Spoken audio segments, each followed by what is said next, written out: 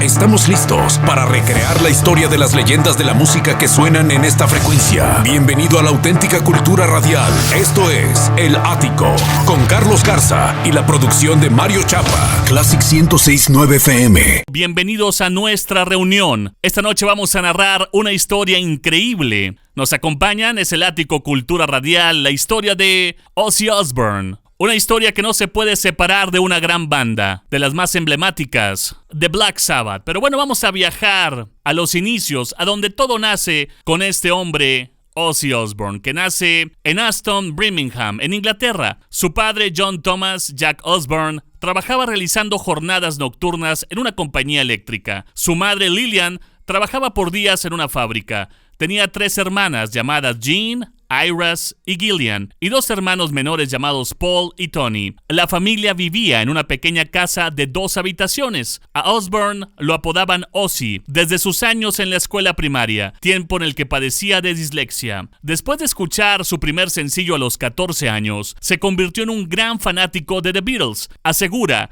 que la canción She Loves You lo inspiró a convertirse en músico. Abandonó la escuela a los 15 años y obtuvo varios empleos como asistente de plomería, fabricante de herramientas y empleado. Intentó abrirse camino en la delincuencia, robando un televisor, prendas para bebé y robando algunas camisetas.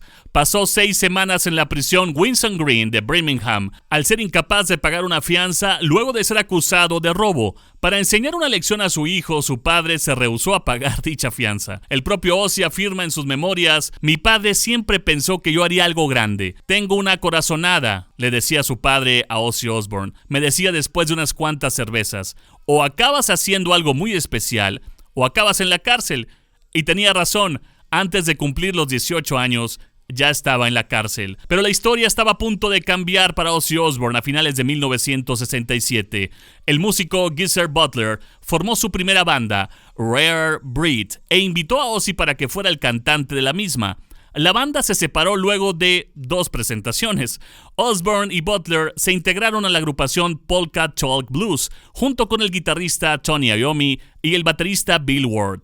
Cambiaron su nombre a Earth, pero tuvieron inconvenientes con otra agrupación de igual nombre. Finalmente empezaron a usar el nombre de Black Sabbath en agosto de 1969, basados en la película del mismo nombre. Intrigados por la fascinación que sentían las personas por las películas de terror, decidieron hacer música pesada con letras oscuras y perturbadoras. A pesar de no contar con un alto presupuesto, la banda grabó su primer disco y logró un éxito inesperado, soportados por los riffs de guitarra de Iommi, las oscuras letras de Geezer Butler, el trabajo de Ward en la batería y la misteriosa voz de Ozzy Osbourne. Los discos Black Sabbath y Paranoid lograron excelentes ventas y buena radiodifusión. Por esa época, Osbourne conoció a la que sería su segunda esposa, Sharon Arden, hija del manager de la banda, Don Arden. Ozzy Osbourne admite que se interesó en ella desde el primer momento, pero que creía que probablemente ella pensaba que él era un lunático. 5 meses después del lanzamiento del disco Paranoid, la banda publicó Master of Reality, trabajo que alcanzó el top 10 en el Reino Unido y en la Unión Americana. Así, la historia cambió por completo para Ozzy Osbourne a través de esta banda monumental, Black Sabbath. Descubre, explora, vive El Ático por Classic 106.9. Nos encontramos en el momento en que la vida de Ozzy Osbourne cambiaba por completo en el plano artístico. Sí, estaba en la alineación de una de las bandas de propuesta metalera más importantes de toda la historia. Nacía el proyecto Black Sabbath. 9 discos hizo Ozzy con ellos. Black Sabbath del 70 y Paranoid del mismo año. Master of Reality de 1971. Black Sabbath volumen 4 del 72. Sabbath Bloody Sabbath del 73. Sabotage del 75. Technical Ecstasy de 1976 y Never Say Die de 1978, que fue lo que marcó la salida de Ozzy Osbourne de Black Sabbath. Vamos a recordar más de la producción Paranoid a través del Ático Cultura Radiofónica esta noche con el Madman en su trayecto con Black Sabbath. El Ático te conecta con la auténtica cultura radial en Classic 106.9. En la noche de Ozzy Osbourne, Nos encontramos en 1978 cuando Ozzy Osbourne decide abandonar el proyecto de Black Sabbath para centrarse en su proyecto en solitario titulado Blizzard of Oz, nombre que le sugiere su padre para este disco. 3 músicos de la banda Necromandus trabajaron con Ozzy en el estudio grabando material nuevo. Sin embargo, Osbourne terminó regresando a Black Sabbath luego de que el cantante Dave Walker lo reemplazara por ese breve periodo de tiempo. La banda pasó 5 meses en el estudio Sounds Interchange en Toronto, Canadá, escribiendo y grabando lo que sería el disco Never Say Die. Tomó demasiado tiempo, comentó Iommi. Estábamos demasiado drogados, íbamos a los estudios y teníamos que parar. Nadie hacía nada bien. Todos tocábamos algo totalmente diferente. Teníamos que ir a dormir y volver a intentarlo el día siguiente. La gira de soporte de Never Say Die inició en mayo de 1978 con la banda Van Halen como acompañantes. Los críticos tildaron las actuaciones de Black Sabbath como cansadas y sin inspiración, en contraste con la energía y carisma de sus teloneros, los cuales se embarcaban en una gira mundial por primera vez en su carrera. La banda grabó una presentación en el Hammersmith Odeon en junio de 1978, la cual sería publicada años después en formato DVD y con el nombre Never Say Die. El último concierto de la gira realizado el 11 de diciembre en Albuquerque, Nuevo México, marcó la última presentación de Ozzy Osbourne con la banda, hasta su reunión años después. Y bueno, vendría ya el trayecto en solitario con el primer disco importante de Ozzy Osbourne, Blizzard of Oz. Es la noche del Madman, el único Ozzy Osbourne en la cultura radial del Ático. Carlos Garza te conecta con El Ático por Classic 106.9. Continuamos, esto es El Ático, la cultura radial.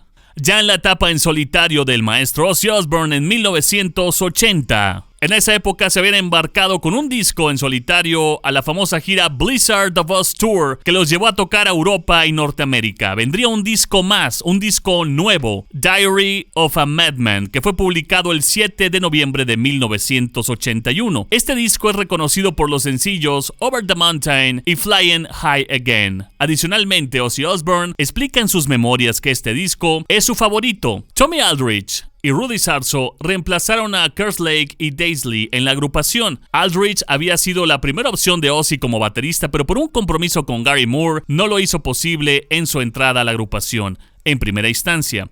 Sarzo había tocado con la banda Quiet Riot con el guitarrista Rhodes, quien lo recomendó para suplir a Daisley. Por su trabajo en los 2 primeros discos de la banda de Ozzy Osbourne, Randy Rhoads fue ubicado en la posición 85 entre la lista de los mejores guitarristas de la historia, publicada por la revista Rolling Stone en el 2003. El 19 de marzo de 1982, la banda se encontraba en un área de descanso en un aeropuerto en Florida, en la gira de Diary of a Madman Tour, a una semana de tocar en el Madison Square Garden de Nueva York. El conductor del autobús, Andrew Ayok, que tenía una licencia de avionetas caduca, llevó a Randy Rhoads y a la maquilladora Rachel Youngblood a dar un paseo en la aeronave. Sobrevolaron varias veces el autobús de la banda hasta que una de las alas de la aeronave lo golpeó, causando una desviación que llevó a la avioneta a impactarse con un garage de una mansión cercana, dando como resultado la muerte de Rhoads. El fallecimiento de Randy fue una pérdida terrible para Osbourne, que cayó en una profunda depresión. La gira tuvo que ser cancelada por 2 semanas. Descubre los clásicos conectándote con El Ático. Classic 106.9 FM. Continuamos, esto es El Ático con Ozzy Osbourne. Estamos en un momento medular en la carrera de Ozzy Osbourne. Se encuentra en una profunda depresión después de la muerte de su amigo el guitarrista Randy Rhoads en un accidente aéreo. Pero bueno, eso no lo detiene, continúa su carrera y graba en ese momento el disco Speak of the Devil, un disco grabado en vivo en The Ritz en la ciudad de Nueva York. Se publica más adelante, pero para 1983 inicia la producción del nuevo material discográfico de Ozzy Osbourne, el disco Bark at the Moon, un disco que contó con las participaciones de Bob Daisley, Tommy Aldridge y Don Irie. El disco fue publicado el 10 de diciembre de 1983. El video de la canción Bark at the Moon fue filmado parcialmente en un sanatorio mental en Holloway, a las afueras de Londres. A las pocas semanas el disco fue certificado oro. A la fecha ha vendido más de 3 millones de copias en la Unión Americana. Entre 1983 y 1985 se llevó a cabo la gira Bark at The Moon Tour, la cual culminó con la presentación en el festival Rock in Rio en Brasil en enero de 1985, donde la banda de Ozzy Osbourne compartió cartel con agrupaciones de artistas como Queen, AC/DC, James Taylor, George Benson, Rod Stewart, Yes y Iron Maiden. El Ático te conecta con la auténtica cultura radial en Classic 106.9. Estamos situados en 1986, seguimos recorriendo esta historia, la historia de Ozzy Osbourne. Desde los inicios, desde Black Sabbath hasta este momento donde publica un disco más, la producción de Ultimate Sin, esta vez con Phil Susan en el bajo y el baterista Randy Castillo, respaldados por el tecladista John Sinclair como músico en la gira. En su momento, The Ultimate Sin fue el álbum de Osbourne que más alto logró escalar en las listas de éxitos. Se le otorgó el estatus de platino el 14 de mayo de 1986, llegando a ser doble platino el 26 de octubre de 1994. El sencillo Shot in the Dark alcanzó un buen número en los más importantes de Billboard en la Unión Americana, mientras que en el Reino Unido se ubicó en los primeros lugares. Jake E. Lee abandonó la banda de Ozzy Osbourne en 1987 después de la gira de Ultimate Sin Tour y formó la agrupación Badlands con los músicos Ray Gillen, Eric Singer y Greg Chason. Ozzy Osbourne conmemoró el 5º aniversario del fallecimiento de su gran amigo Randy Rhoads con el lanzamiento del disco Tribute, que contenía material en vivo de 1981 y la canción D, una pieza acústica instrumental que Rhoads le dedicó a su madre Dolores. Para 1988, Osbourne apareció en el documental The Decline of Western Civilization Part 2, The Metal Years, de la directora Penelope Spheris. Mientras tanto, el guitarrista Zakk Wylde fue contratado para reemplazar a Lee. No Rest for the Wicked fue la siguiente producción discográfica con Castillo en la batería, Sinclair en los teclados y Daisley como bajista y compositor. Para la gira y soporte de este disco, Ozzy Osbourne se reunió con el bajista Geezer Butler, compañero suyo en Black Sabbath, y lanzaron un EP en vivo titulado Just Say Us, con Geezer en el bajo, que fue publicado 2 años después. La noche es de Ozzy Osbourne bajo la producción de Mario Chapa. Mi nombre es Carlos Garza y esto es El Ático, la cultura radial de Classic. Conectándote con la cultura radial, esto es El Ático, Classic 106.9. Llegamos a 1991, sí, The Madman estaba en los 90. La banda de Ozzy Osbourne publica el disco No More Tears, producción que logró una exposición en radio y televisión impresionante, aprovechando la todavía popular cadena MTV que presentó constantemente 2 videos de Ozzy Osbourne en ese momento, No More Tears y Mama I'm Coming Home. El disco fue mezclado por Michael Wagner y producido por Dwayne Barron y John Purdell.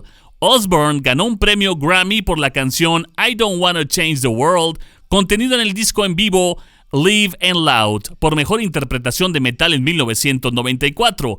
Wagner también mezcló el mencionado Live and Loud, publicado el 28 de junio de 1993. El álbum se ubicó en la posición número 10 en la lista mainstream de los rock tracks de Billboard. Antes de la publicación de este disco, Ozzy anunció su retiro de la música, argumentando que las giras lo tenían exhausto. Incluso nombró a la gira No More Tours o No Más Giras. El bajista Mike Inez de Alice in Chains se encargó de tocar el bajo y Kevin Jones los teclados en la mencionada gira, ya que Sinclair se encontraba dando conciertos con la banda británica The Cult. Aprovechando su interés inicial en retirarse de la música, Ozzy Osbourne invitó a Black Sabbath para que tocaran con él en los últimos 2 conciertos de la gira No More Tours en Costa Mesa, California, dando paso a una pequeña reunión que terminaría de concretarse definitivamente años más adelante. Todo el catálogo de Osbourne fue remasterizado y relanzado en 1995, pero ¿realmente Ozzy Osbourne se iba? Bueno, eso lo sabremos más adelante. Es la noche de Ozzy Osbourne en la cultura radiofónica, El Ático. Descubre, explora, vive El Ático por Classic 106.9. Vamos avanzando en la cultura radiofónica del Ático. En la noche en que hablamos de este hombre, de este personaje, del padrino del heavy metal, el único e incomparable Ozzy Osbourne. Ya estamos en 1995. Él había dicho que se iba a retirar un año antes, pero no. Estaba de regreso en los estudios de grabación para presentar una nueva producción. Para 1995, Osbourne estaba listo para grabar y para publicar Osmosis. Al mismo tiempo, retoma su ingreso a los escenarios, llamando a su nueva gira Retirement Sucks Tour. Osmosis se ubicó en la cuarta posición de la lista Billboard de los 200 más vendidos y fue certificado oro y platino ese mismo año, y doble platino en abril de 1999. Canciones como Perry Mason, Ghost Behind My Eyes, Thunder Underground y I Just Want You, además de See You on the Other Side, ayudaron al disco a lograr dicha popularidad. Tenía una alineación impresionante el Osmosis para también salir al tour mundial. Estaba acompañándolo Zakk Wylde, Geezer Butler, Steve Vai y Dean Castronovo. Los teclados fueron tocados por Rick Wakeman, imagínense, de la banda Yes. En la gira se mantuvieron en la banda Butler y Castronovo, pero se introdujo al guitarrista Joe Holmes. Wylde estaba considerado en ese momento en una oferta especial para unirse a Guns N' Roses. Incapaz de esperar por una decisión del guitarrista, Ozzy Osbourne tuvo que reemplazarlo. A comienzos de 1996, Butler y Castronovo abandonaron la formación de Ozzy Osbourne. Mike Inez de Alice in Chains y Randy Castillo regresaron como sus reemplazos. Es la noche de Ozzy Osbourne en el ático, la cultura radial. Conectándote con la cultura radial, esto es El Ático, Classic 106.9. Para 1996 se da a conocer el famoso Ozzfest, un festival creado por Sharon Osbourne en colaboración con su hijo Jack. La idea del evento era unificar en un solo festival a bandas clásicas con agrupaciones de formación reciente. En la primera edición del Ozzfest se reunieron agrupaciones como Slayer, Dancing, Sepultura, Fear Factory, Earth Crisis, Powerman, Cold Chamber, entre otras. Y el acto principal del evento era, por supuesto, la banda de Ozzy Osbourne. El evento se llevó a cabo en Phoenix, Arizona, el 25 de octubre de 1996 y se volvió un referente para los fanáticos del heavy metal. Un festival que ha reunido hasta la actualidad a millones de personas y recabado más de $100 millones en ganancias para Ozzy. Para el nuevo milenio, Ozzy Osbourne entraba con el pie derecho con una nueva producción, el disco Down to Earth, primer álbum de estudio de Ozzy Osbourne luego de 6 años. Fue publicado el 16 de octubre del 2001 junto con el famoso Live at Budokan. Down to Earth se convirtió en disco de oro en 2001 y en disco de platino en 2003. La balada Dreamer logró ubicarse en el 10º lugar de la lista de Mainstream Rock Tracks. Ya se había lanzado el famoso Ozzfest y Ozzy Osbourne ya estaba en el nuevo milenio y seguía tocando y cantando sus clásicos. Este es el clásico Dreamer a través del ático, la única cultura radial con Ozzy Osbourne.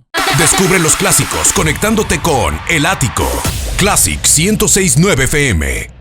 Estamos llegando al final de este trayecto, pero no de esta historia llamada Ozzy Osbourne. John Michael Osbourne, el hombre que tenía 2 metas en la vida: o ser un criminal o ser un cantante de rock. Finalmente logró la segunda. Como cantante de la agrupación Black Sabbath, participó en la grabación de 9 discos de estudio. Discos como Paranoid, Master of Reality y Sabbath Bloody Sabbath lograron ventas millonarias y son considerados por la crítica especializada como pioneros referentes del estilo heavy metal. En su carrera en solitario ha publicado discos con igual figuración en las listas de éxitos y elogiados también por la crítica mundial de la música, como The Blizzard of Oz, Diary of a Madman, The Ultimate Sin y No More Tears. Durante su carrera ha llevado la fama a jóvenes músicos como los guitarristas Randy Rhoads, Jake Ely y Zakk Wylde. Aparece en la posición número 8 de los mejores vocalistas del metal, según la revista Hit Parader. Ozzy Osbourne es conocido como el padrino del heavy metal. Ha sido certificado por la Asociación de la Industria Discográfica de los Estados Unidos como multiplatino por las ventas de varios de sus discos en solitario. Las ventas totales de los discos de Ozzy Osbourne, sumados a sus producciones con Black Sabbath, alcanzan las 100 millones de copias. Como miembro de Black Sabbath fue presentado en el Salón de la Fama del Rock and Roll, al igual que en el Salón de la Fama del Reino Unido, y como solista y como miembro de la banda también posee una estrella en la Calle de las Estrellas de Birmingham y en el Paseo de la Fama de Hollywood. En los premios MTV Video Music Awards del 2014, Ozzy recibió el galardón de ícono global. En el 2011 se reunió con sus amigos de Black Sabbath e iniciaron una gira de reunión, así como una nueva producción discográfica. Duraron juntos en este proyecto 6 años, del 2011 al 2017, y después se embarcó en este tour mundial, No More Tours, parte número 2. Mi nombre es Carlos Garza, agradezco la producción a Mario Chapa y hemos conocido parte de la historia a través del Ático Cultura Radial, el único Ozzy Osbourne en Classic.